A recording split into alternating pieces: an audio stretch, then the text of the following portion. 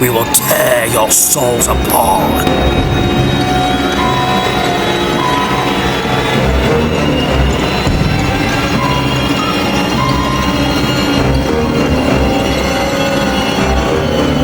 Hello everyone, in today's video I'll be talking about American Psycho from 2000. For the occasion, I have an American Psycho t-shirt that I got at Walmart.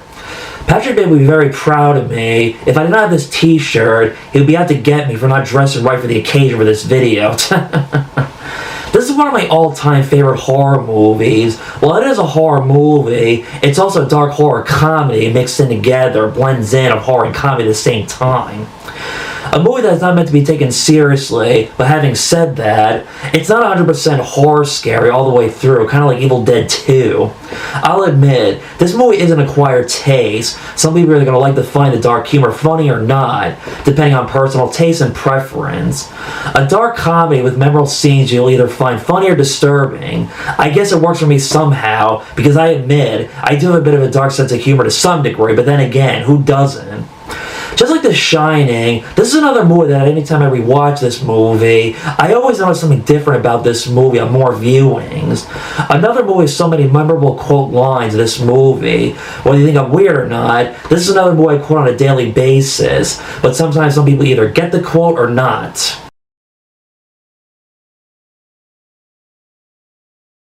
I had to go return some videotapes. You like Huey Lewis in the news? Did you know that Whitney Houston's debut LP, called simply Whitney Houston, had 4 #1 singles on it? Johnny and the Rocks, Not If You Want to Keep Your Spleen.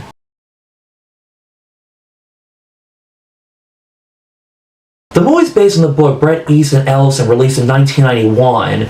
I have this book, but I have not read it yet. At some point in time, I would like to read the book. Well, I haven't read the book yet. Like anything else, there are differences in change-up from the book to the movie. I do know the ending change-up, but I'll dive later that in this video. Just like Stephen King with The Shining, author Bret Ellison did not like the movie because he originally did not intend on wanting having his book made into a movie.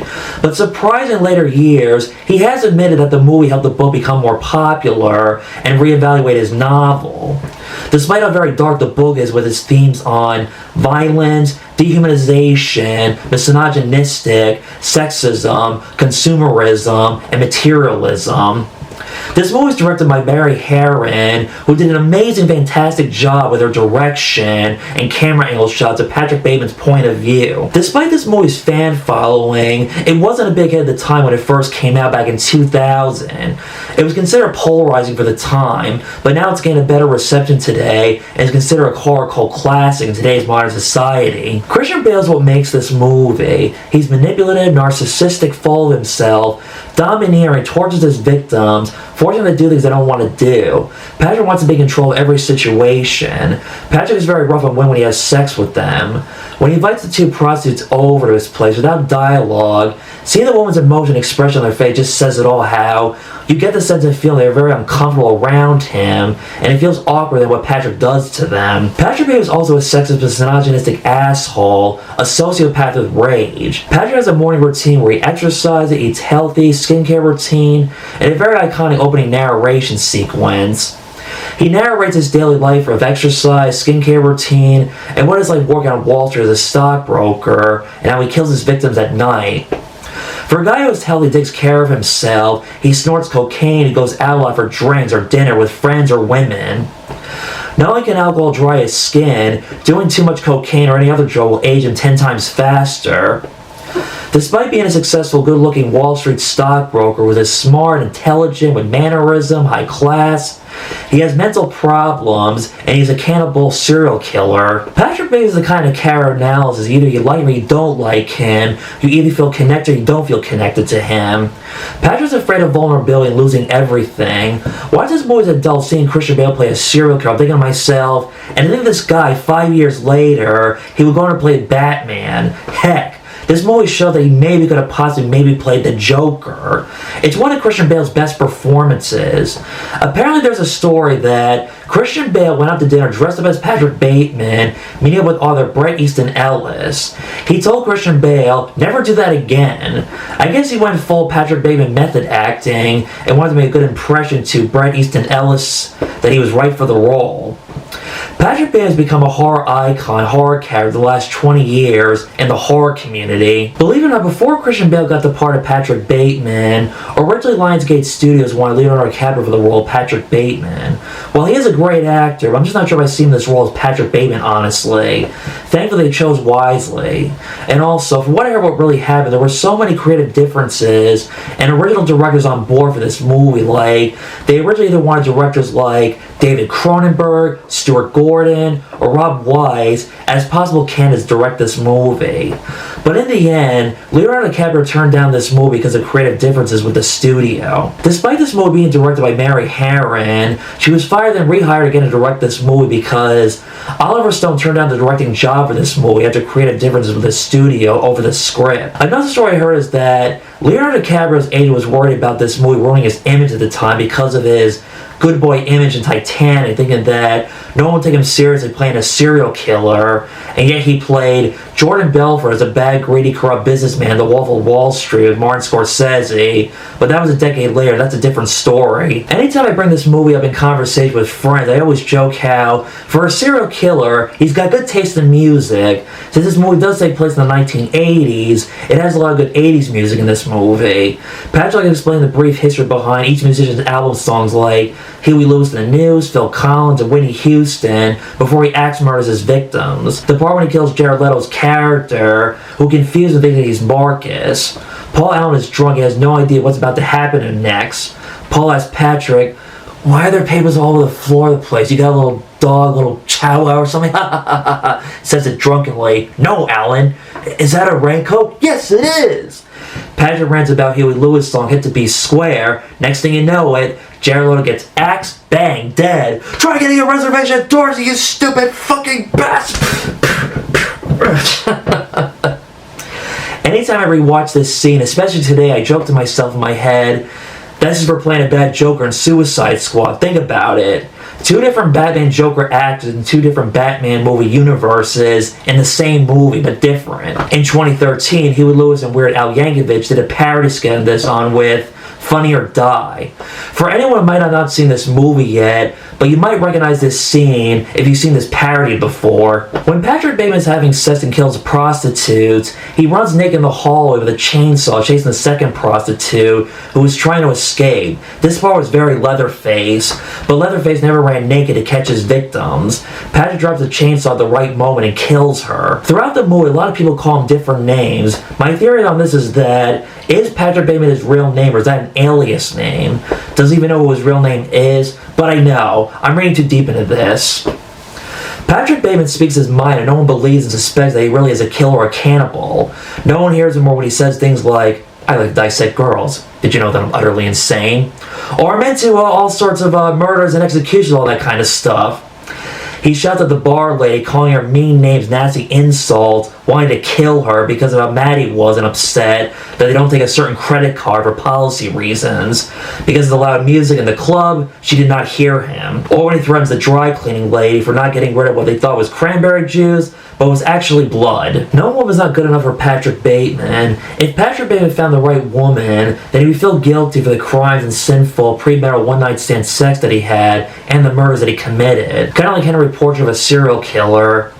Courtney, played by Samantha Mathis, Patrick uses her because of how easy she is to manipulate and because she is a drug addict. Despite Courtney's very beautiful and attractive, but no one loves and appreciates her. After having sex with her, just as Patrick was about to leave, she wanted to ask Patrick a question, but we don't know what it was. My guess is that she wanted to ask him what the relationship status was between them and what it meant for the both of them. But she probably did not ask this question because she was afraid that Patrick would hurt her, despite her enough as it was, just using her for sex. As I mentioned before in the past, I met Samantha Mathis at Chiller Theater back in 2022 with my father. She was very nice, especially as she was one of my all-time favorite movies, Little Women. And ironically, both Christian Bale were in that movie, but a different story, different characters they played. Patrick breaks up with Reese Witherspoon's character. You don't feel sorry for her because she's a spoiled woman, and Patrick doesn't really love her at all. Despite being engaged to her, he's a womanizer, man-whore, serial killer, and he almost dates his secretary, played by Chloe Sevigny. I'm not sure if they said this name right, to be honest. I apologize. She dodged the bullet right there and survived, and it was not looking good for her when Patrick put the nail gun right behind her head. A lot of Patrick's victims he kills are homeless, prostitutes, senior elders, who does not think are not important people in the world, in life, no purpose in society. But Paul Allen's the only one who is a big, successful Wall Street investor who he just doesn't like for no reason. When you think about it, Patrick Bateman is a Wall Street investor in the day, serial killer at night. Anytime I see a business card, this movie is the first thing that comes to mind. Again, if you've never seen this movie, you might recognize this business card scene from internet memes. Another movie with popular internet memes. Seeing the other business card, seeing it's better than this business card makes Patrick Sweat feeling powerless, makes his world shatter. This movie is a social commentary on narcissistic, selfish, greedy jerk businessmen. This movie takes place in the 1980s, a decade of materialism, Reaganomics, capitalism, fashion aesthetics, computer on the rise before the internet, and popular music, movies, and TV shows that had an impact on society at the time period. Donald Trump was one of the biggest celebrity influences in business at the time, long before he was president of the United States of America. William Dafoe plays a detective who investigates Paul Allen's disappearance. I'm probably not the first person to maybe point this out. When Detective Kimball goes to Patrick Bateman's office asking him about Paul Allen's disappearance, it reminded me of Psycho, when Detective Arbogast investigated Norman Bates asking him about Marion Crane's disappearance, not knowing the killer was right in front of him. The same we thought Patrick Bateman was going to kill Lewis in the men's room, Patrick sneaks up behind him, touching Lewis. It's a misunderstanding that Lewis thinks that Patrick was trying to seduce him. We find out that Lewis is gay and is in love with Patrick. Patrick Bateman is homophobic, especially how back in the 80s, gay men were looked down upon, and that was during the AIDS epidemic. Patrick Bateman did not know how to accept the affection that someone cared for him in the movie. It seems to be debate on whether or not if Patrick Bateman is gay, but stay in the closet, but I guess that's your own interpretation of how you view this. In my Ed Gein video, you all remember I pointed out the conversation Patrick has with his friends on women and Ed Gein's thought on women. Sorry for the reiterate right here, but for a short abbreviation, Patrick and his friends are at some bar talking about women. He brings up Ed Gein's point on women saying what her head would look like on a stick. Patrick's the only one laughing, his friends are looking at him like, what the heck is that supposed to mean? And once again, correction on Patrick Bateman, it was Edmond Kemper who said, what would a woman's head look like on a stick? It shows that Patrick Bateman can be very socially awkward at times. Besides that, his friends are also misogynistic, sexist assholes that don't respect women. This is a big spoiler right here. If you've not seen the movie yet, stop the video right here. As it turns out, he did not kill anyone. It was all in his head the whole entire time. When I first saw this movie, I did not pick up on that on my first viewing. Anytime we watch this movie, there are some subtle hints that he did not kill anyone. When he's at the restaurant, he's drawing an axe murder, hence all in his head. It would not surprise there were never any debates on the ending of this movie on was it real, was it all just in his head, feeling like you're in Patrick Bateman's mind, but not in a place you want to be. Also, another debating theory is that a conspiracy theory that they covered up his killings to avoid ruining his reputation. But again, I'll admit, I'm reading too much logic into this. Patrick Bateman made a phone call to his lawyer, made the crimes that he committed, but his lawyer thinks that he was joking or that it was a prank.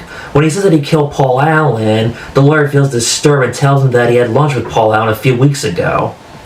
The lawyer tells him to leave him alone and not convinced that Patrick is a murderer. I know there's a sequel to this movie 2002 with Mila Kunis and William Shatner. I've never seen this movie, so no comment. From what I've heard, it wasn't good. It wasn't released theatrically, it was released straight to video. From here how bad it is, it's the kind of movie that's not talked about that much in the horror community. Even Mila Kunis herself said she doesn't like talking about this movie because it was a failure, worried that it would ruin her acting career, but thankfully it didn't. Despite I've never seen this movie, but I did read that Patrick Bateman does have a cameo in the movie, but he was not played by Christian Bale. Instead, he was played by Michael Krempo, but it was only the opening scene, that's it. I've heard rumors about a remake, and that just shows how Hollywood is running out of ideas, and that they're very desperate. I've heard that it's also rumored that Margot Robbie might star in the remake as a female version of Patrick Bateman. Yeah, that can go either way. Nothing against Margot Robbie, it's just I'm just not sure that's going to work out, and yeah, I don't know. We'll see. I don't know. That was my video on American Psycho. Remember, the next time when someone asks you where you are going, just respond to them by saying, I had to go return some videotapes. Having said that, we are in 2025. I highly doubt modern people get that reference or know what a videotape is. See y'all next time.